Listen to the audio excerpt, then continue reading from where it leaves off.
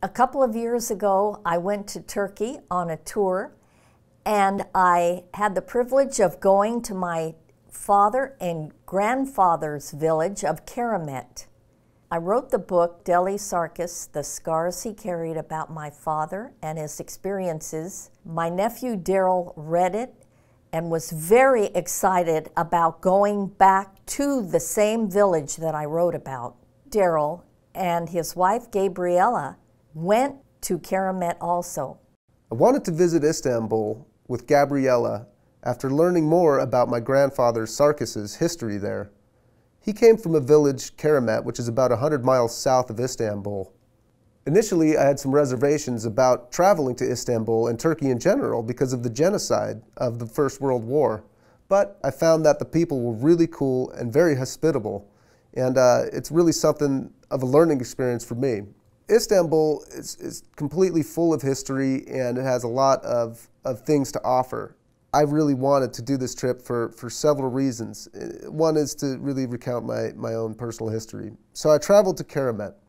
Along the way, you know, on the boat ride, I saw the Blue Mosque and various numbers of historical buildings that just really were awe-inspiring. Keramet is about 100 miles away.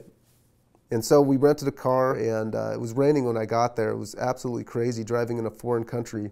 Nobody really spoke English when I went to rent a car, so I had a really difficult time kind of traversing that whole entire situation. People drove a little bit differently there, and so getting to Keramet was quite an issue.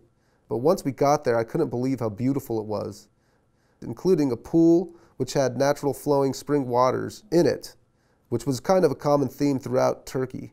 Turkish baths are world famous, and it's because of instances where the groundwater is being utilized in baths and in drinking facilities. Keramet itself is a very small village. As we arrived there, I couldn't believe how it was situated. It was situated in the hills, really remotely from the other areas. I wandered around looking for where I thought my grandfather's house would be, but I didn't really know anybody or know anything. I just kind of walked around and looked at all the various fruit trees. Gabriella and I couldn't believe how many different types of pomegranate, olive trees, and fig trees there were. It was really exciting to find out just how diverse a place that my grandfather Sarkis actually came from. We can look down on Lake Iznik, which was absolutely beautiful. It reminded us of Lake Tahoe.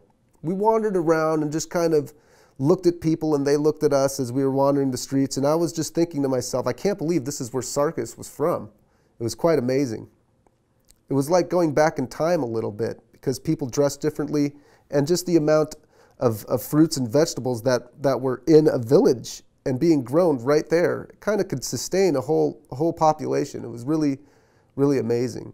As we were walking around, we began to notice people looking at us, and we saw a group of women who said, "Hey, what are you guys doing?" And we showed them the book that my Aunt Ellen wrote about Sarkis's village, and they recognized some of the people in the book, and they actually they lost their minds because they couldn't believe there was a book about Keramet. It was really funny.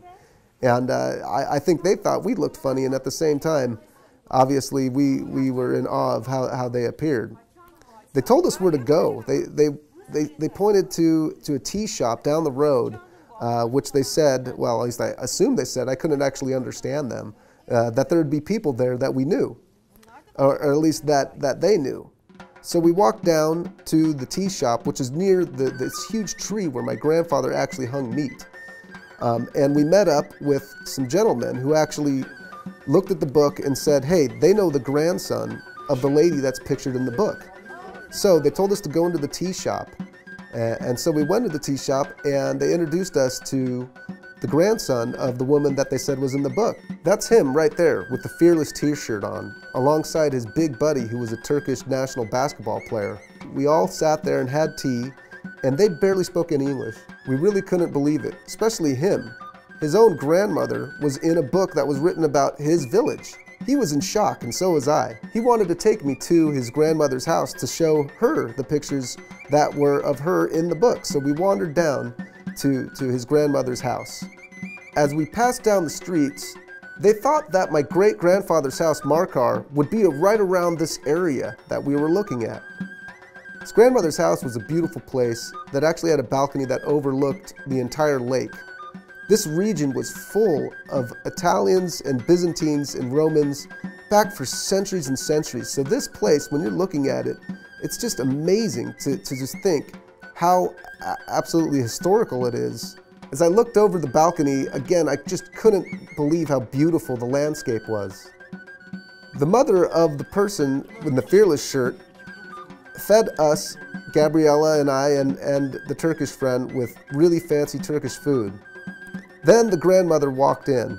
She was shown her picture, and she was really delighted. She remembered my aunt asking questions.